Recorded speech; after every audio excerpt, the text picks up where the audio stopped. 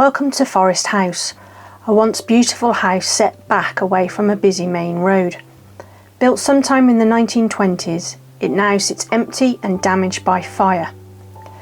It last sold in 2018 for £1,380,000 and is now owned by Dr. Arun and Sangeeta Bajaj, but more on them later.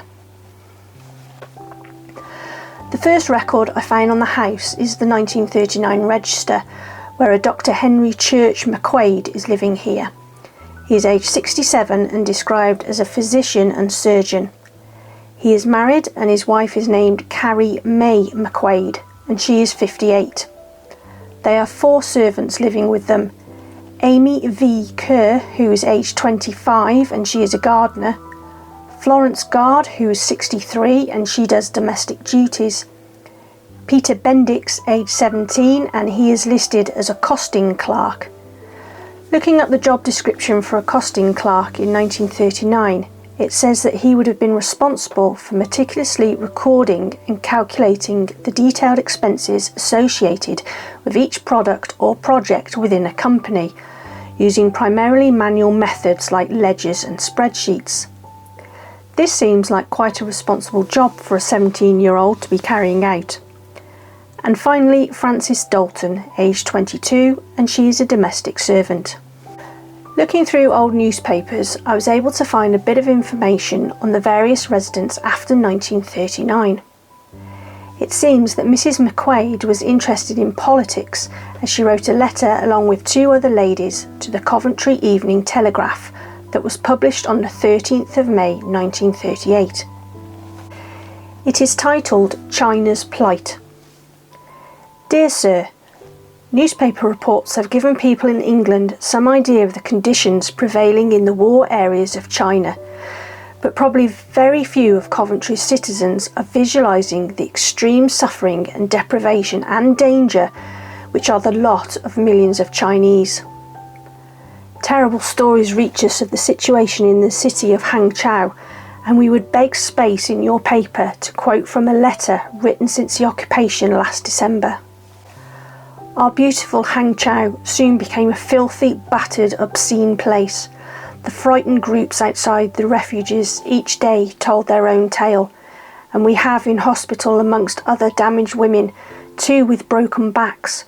One of them has both legs broken in addition, both injured as they jumped from upstairs windows to escape pursuing soldiers. The city became a city of dread, where robbery, wounding, murder and burning all added their share to the cumulative fear. And only in our foreign compounds and in the refuges was there any sort of security. To deal with the situation, the number of beds in the Church Missionary Society's hospital has been increased to 900, and refugee camps have been opened by the British and American workers, where over 25,000 refugees, mostly women and children, have been in shelter at the same time. Sometimes it has only been possible to provide 1 meal a day for these, and the missionary nurses and doctors often having nothing but dry bread. In order to try and give Hangzhou a little help from Coventry, a working party is meeting in the Palace Yard on Wednesday, May the 18th, to make garments, sheets, pillowcases, bandages, etc., which will be sent to Hangzhou Hospital. We specially appeal for gifts of money to buy the materials from which the things can be made. Any sums, however small, will be very gratefully received and should be sent to Mrs. Howard. Will Coventry, in her prosperity, help Hangzhou in her dire need? Yours faithfully, E. Marjorie Howard, Carrie McQuaid and Elsie M. Humpherson. The plight that is being described in the letter is what has become to be known as the Second Sino-Japanese War. The Second Sino-Japanese War was fought between the Republic of China and the Empire of Japan between 1937 and 1945, following a period of war localised to Manchuria that started in 1931. It is considered part of World War II and often regarded as the beginning of World War II in Asia. It was the largest Asian war in the 20th century and has been described as the Asian Holocaust, in reference to the scale of Japanese war crimes against Chinese civilians. The next newspaper article is from the Coventry Evening Telegraph, dated the 13th of December 1938, and Mrs. McQuaid finds herself in the company of a princess, but not in a good way. Princess and a halt sign. Did not see it as sun was in her eyes. Among a batch of 50 motorists summoned at Shipston Police Court on Saturday for failing to observe the halt sign at Treddington Crossroads was Her Highness Princess Soledie Rachel Ursula de May of Staple Hill, Wellesbourne. PC Burney stated that when stopped, defendant said, "The sun was in my eyes and I did not see the sign." There was a fine of 10 shillings. Among the defendants were the following Coventry motorists. Carrie May McQuaid. A fine of 10 shillings was imposed in each case. Interestingly, Princess Soledie Rachel Ursula de May's maiden name was Guinness. Her father Henry was an assistant managing director of the famous Arthur Guinness & Co. brewery. Her husband was Prince John Bryant Digby de May of Bourbonnais. Bourbonnais was a historic province in the centre of France, but the family had been living in Kensington in London. Our next article is from the Leamington Spa Courier and is dated the 8th of October 1943, and it concerns Miss Amy Kerr, the McQuaid's gardener. Women's Land Army Rally. To celebrate the anniversary of its being called into being, the Warwickshire Women's Land Army held a rally for its members on Saturday, when over 600 attended from various parts of the county. Tents had been erected in the mill meadow and tea was served through the instrumentality of the Women's Voluntary Service. A programme of music was rendered by the Standard Motors British Legion Band. Among those present were the Mayor and Mayoress and the Deputy Mayor and Deputy Mayoress. They very much appreciated the good work the WLA were doing in helping the war effort. They were that afternoon going to present awards to 8 who had been members ever since the outbreak of the war. Mrs. Fielden, chairwoman of the Women's Land Army, then handed out the awards. Amy Victoria Kerr was one of those 8 original members, and she is included in the photograph at the top of the article, but unfortunately they are not named, so we don't know which one is her. The Coventry Standard reported on the 15th of December 1945 that Amy Kerr met the Queen. Kenilworth Women's Land Army. 2 local members of the Women's Land Army were among the 750 girls who visited London on December the 7th when the Queen went to Mansion House to present gold armbands for 6 years' service to 235 of the earliest members of the WLA. Miss Amy Kerr, employed as a gardener by a local doctor, is a native of Edinburgh. As she was one of the first girls to join the WLA, she received her gold armlet from the Queen. In the morning they marched through the city to the Guildhall, where they had a picnic lunch, and then on to the Mansion House, where a Christmas party took place following the presentations. Henry McQuaid died on the 31st of December 1963, aged 91, and his wife Carrie died a few months later on the 17th of March 1964, aged 82. A newspaper article from the Birmingham Daily Post, dated the 3rd of August 1964, details their wills. Estates of Doctor and his wife. Dr. Henry Church McQuaid, MD of Forest House, aged 91, left £18,281, that's £322,078 in today's money. His widow, the sole executor and beneficiary, who died nearly 3 months later, left £21,141. That's a staggering £372,466 in today's money.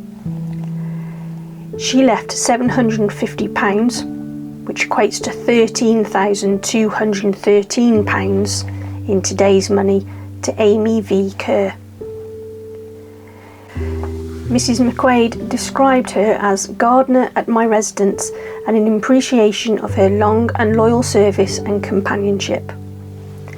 She also left £250, which is £4,404 in today's money, to the Church Missionary Society, and the same amount to the Coventry Cathedral Rebuilding Fund. I have found a death record for Ms. Amy Victoria Kerr, who died in Berwick-upon-Tweed in 2003. It's a possibility this is the same lady who the McQuaids left money to in their wills. If so, she was 89 when she passed away. I also found a marriage record for a Peter Bendix, who was born in 1922, and he was married in Chelsea in 1960 to a Miss Erica Bergman. Also, there is a record of a Peter Bendix passing away in 1998 down in Camden. The birth year matches. If so, he was 76 when he died. As I said earlier, the property is now owned by an Arun and Sangeeta Bajaj. They own and run various radio stations in the West Midlands. Arun is director of Central Air Radio Limited and Sangeeta manages Radio XL. I found this article concerning Arun online. Radio XL chief accused over charity cash. The head of a Birmingham radio station was accused of a form of mismanagement by the Charity Commission after tens of thousands of pounds collected for victims of South Asian disasters was kept in a bank account for more than 5 years. But Dr. Arun Bajaj, the founder of the Radio XL Asian Music Channel and chairman of the Institute of Asian Business, told the Birmingham Post he had kept hold of the money to make sure it was distributed fairly. And he added the Commission's order to hand over the money immediately meant it could be misused. The Commission launched 2 inquiries after the Wolverhampton-based Divine Onkar Mission charity complained in 2001 it had not been given nearly £30,000 collected on its behalf for victims of cyclones in the Indian state of Orissa. During its investigations, the Commission found a total of £123,000 raised for various charities had been kept in an account run by Dr. Bajaj instead of being handed over to charities. This money had been raised for reconstruction after various disasters, including the 2004 Indian Ocean tsunami and the earthquake in Kashmir the year after. The Commission said there was no question of Dr. Bajaj misusing the money, but claimed the failure to release funds constituted a form of mismanagement, and said it felt justified issuing a demand for the money to be handed over immediately. But Dr. Bajaj said he had promised the money to the charities only after specific reconstruction work in the areas affected had been carried out. He said, "A lot of the work was being done in India and Pakistan, and how are you going to control it out there? There were long-term projects like building an orphanage and setting up a school being carried out, but it's very difficult to control, especially in India with all the corruption. There's never been any question of me misusing this money, even when I went out there. I paid for my own flights and expenses. This has been all my own extra work. I don't show off about it, but it's disheartening to be treated like a criminal when trying to do good." He said he felt honour bound to ensure the promises made to Radio XL listeners were kept. I wonder if there is any link to this mismanagement of funds and the house being unlived in. It certainly is a waste of a lovely home, and it doesn't look like it's going to be lived in anytime soon.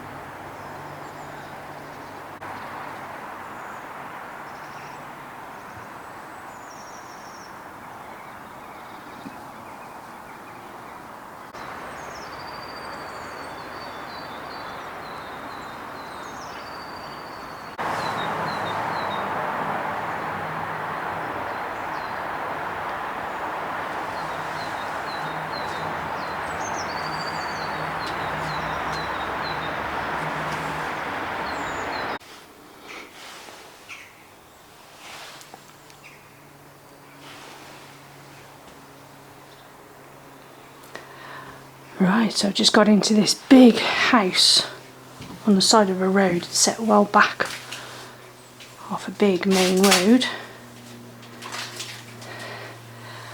can't work out if there's been a fire or if someone started renovating it and it's just come to an end, but this looks like it was an old kitchen.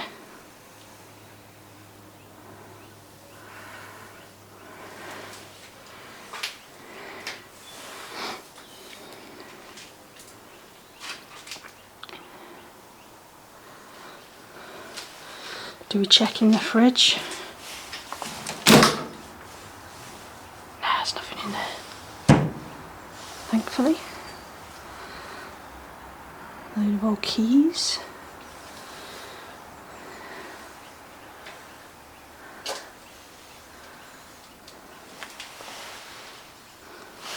This looks like it goes down into the garage. There's the old back door.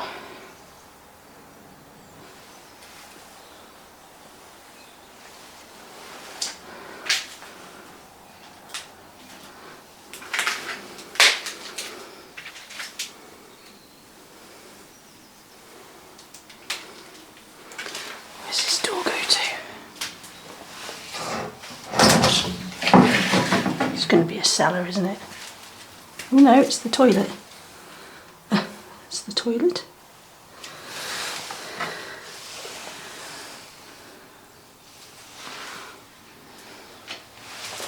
Look at this old door.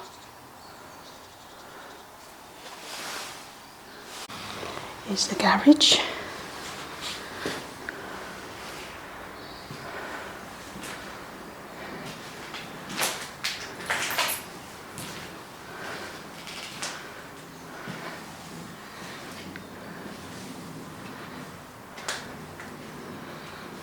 Big garage doors, look, they're lovely.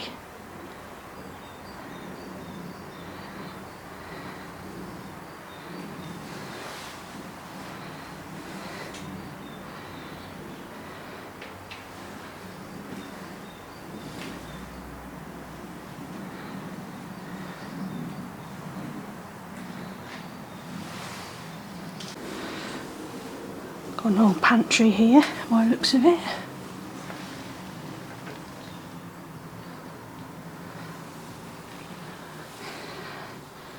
And then we've got a room through here with an exercise bike.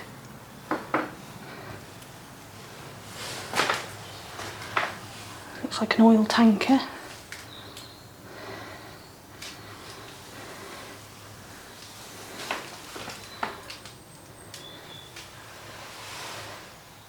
There's an old serving hatch there, so that looks like it goes through into like a dining room. We'll go and have a look through there if we can.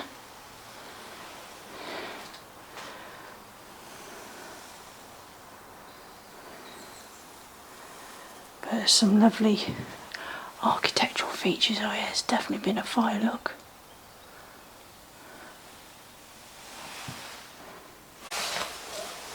We have a lovely arched door frame. It's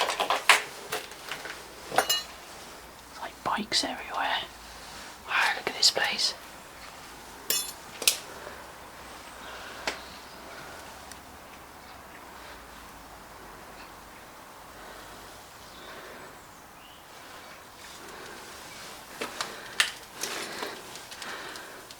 So this is the room that we could see through the serving hatch. Let's go and have a look.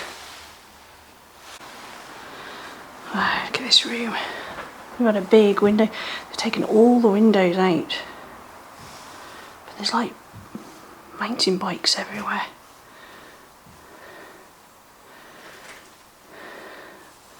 Looks like they were French doors out to the garden, perhaps.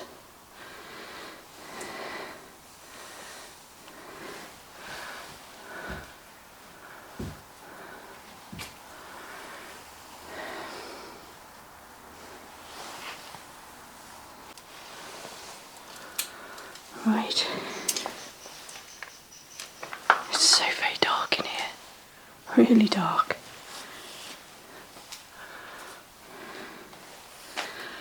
Looks like that's the door to outside. Oh. Oh yeah. Let's leave that open. Let a bit of light in. to remember to go out that way. Yeah, it's definitely been a fire in here.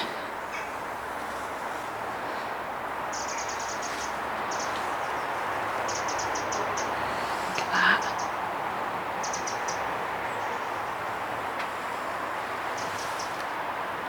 I love how there's a random exercise machine. Let's go through here. It's hard to tell what the different rooms were. Room dry.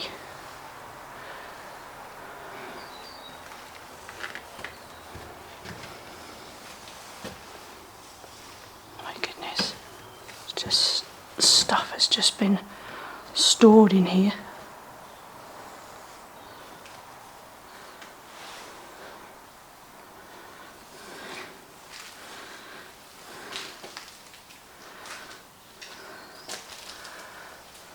It's a big room now, big old room.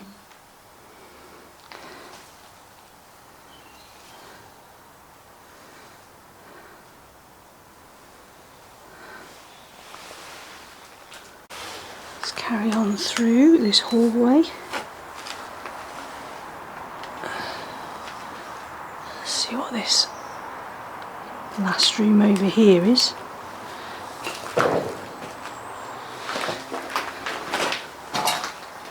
Is this another bathroom?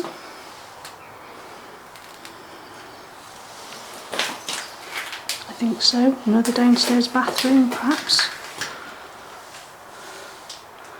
I think so. I think it probably was. Yeah, there's another toilet there.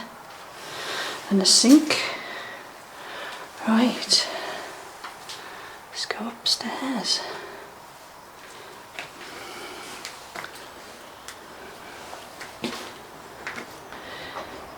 See how much of upstairs we can see.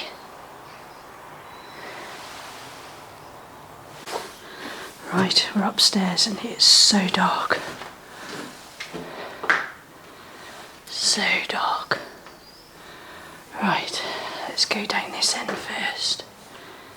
Just got to be careful because there has been a fire. Look at the windows.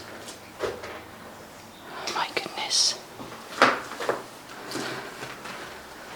Wow, look at this place. Goodness me.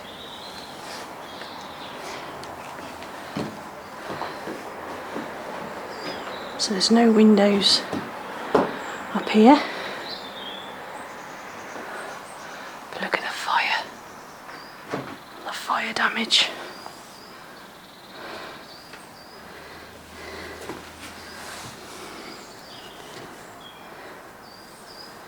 Major fire. See out the window to their garden. Got a lot of land around the house.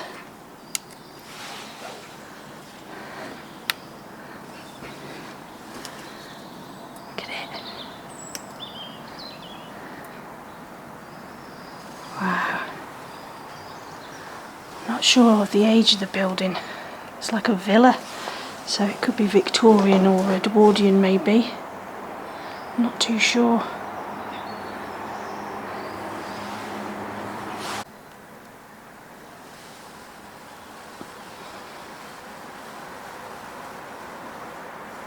Right, let's carry on and have a look at the other rooms up here. I love these door handles. They're lovely with the locks still. What was this room over here?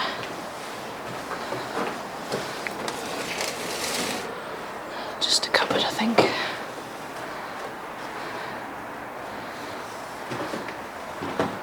So dark.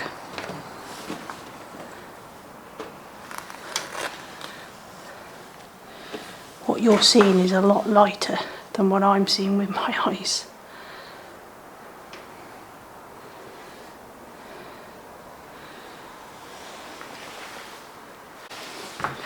Right, I love the arches. Right, just got to be careful for a step. That was a bathroom by the looks of it.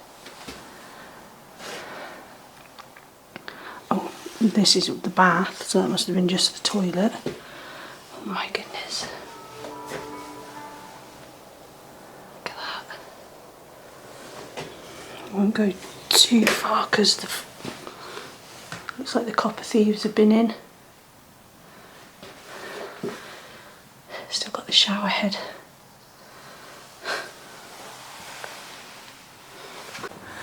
Right, so back along the hall, the landing.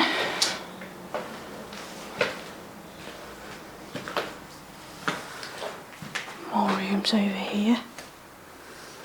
What do you think that was? Ooh, what's this?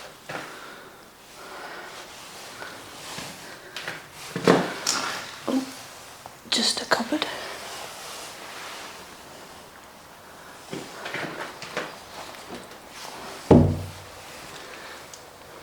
Bedroom here. Is that a little knocker? Goodness.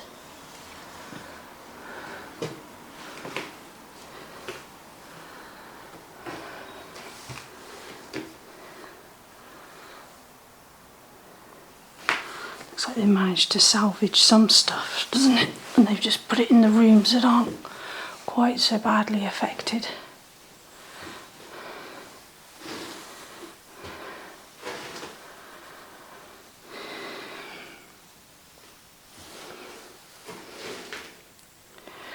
Looks like this room had a big bay window, look.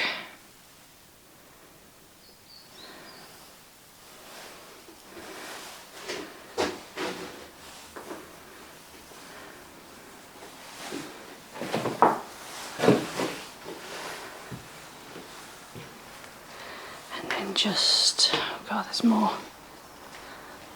rooms. Looks like they had servants' rooms.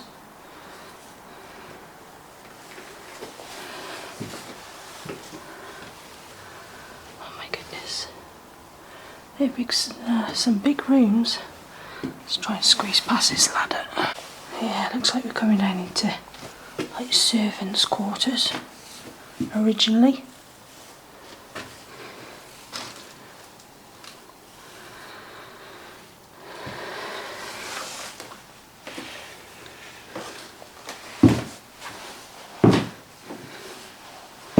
Oh shit. Yeah, the old copper thieves have been in, look.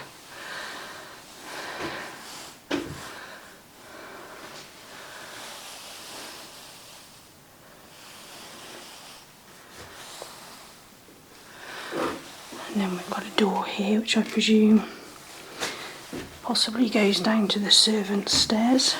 Let's have a look. Oh, maybe not. Oh, where did they go then? I saw more stairs downstairs.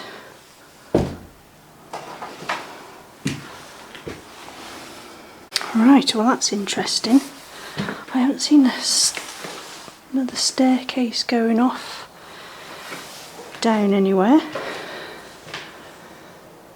So let's head back down and see where that other set of stairs went that I found.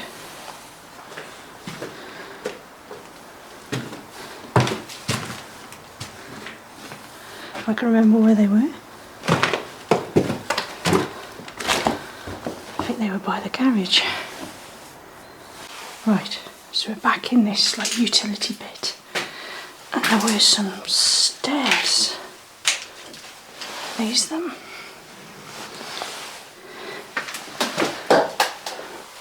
Yes. So where do these go? Let's go and have a look.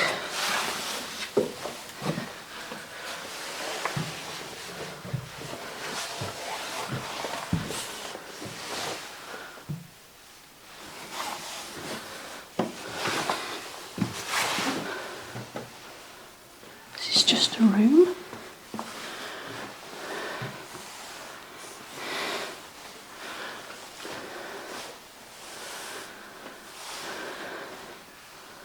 So just one room. So it just comes up to one room. Oh, there's Oh, there's butterflies everywhere. Oh, there you go. That's random. Little room all by itself. Right, I think that is everything. I haven't seen a cellar. There is an attic, but I'm not climbing up a ladder into it.